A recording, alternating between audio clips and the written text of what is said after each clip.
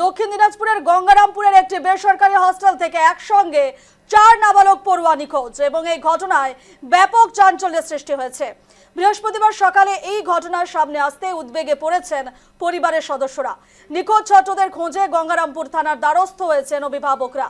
ছবি আপনাদের সামনে রাখছি আমরা। পুলিশ ঘটনার তদন্ত শুরু করেছে এবং জানা গিয়েছে যে গঙ্গারামপুর থানার বাগানবাড়ি এলাকায় অবস্থিত একটি বেসরকারি হস্টেলের ঘটনা এটি এবং প্রায় 75 জন ছাত্র আবাসিক হিসেবে থাকে।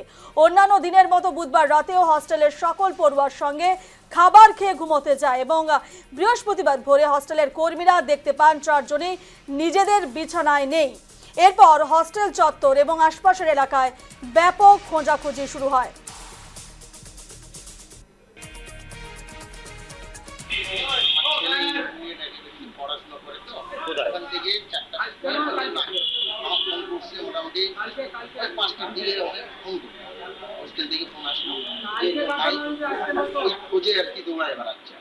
আমি যখন 5:30টার দিকে উঠাতে গেলাম, তো আমি দেখছি কটা বাচ্চা আছে কি আছে, তখন বললাম ওরা কই রে, বাকি ছেলেগুলো বলছে স্যার দেখতে পাওয়া যাচ্ছে। আমি ভালো করে দেখ বাথরুমে আছে নাকি না ঘরে আছে। তখন আমরা দেখে এইদিকে যখন বাথরুমে বা অন্য জায়গায় দেখতে পেলাম, তখন ক্যামেরা খুললাম। ক্যামেরা খুলে দেখছি 4:35-এ 4টা বাচ্চা পিছন দিক দিয়ে বেরিয়ে গেছে।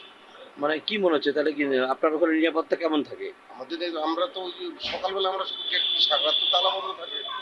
পালালো কোথা দিয়ে তাহলে? সতর্ক দৃষ্টি দিয়ে থাকি সবসময়।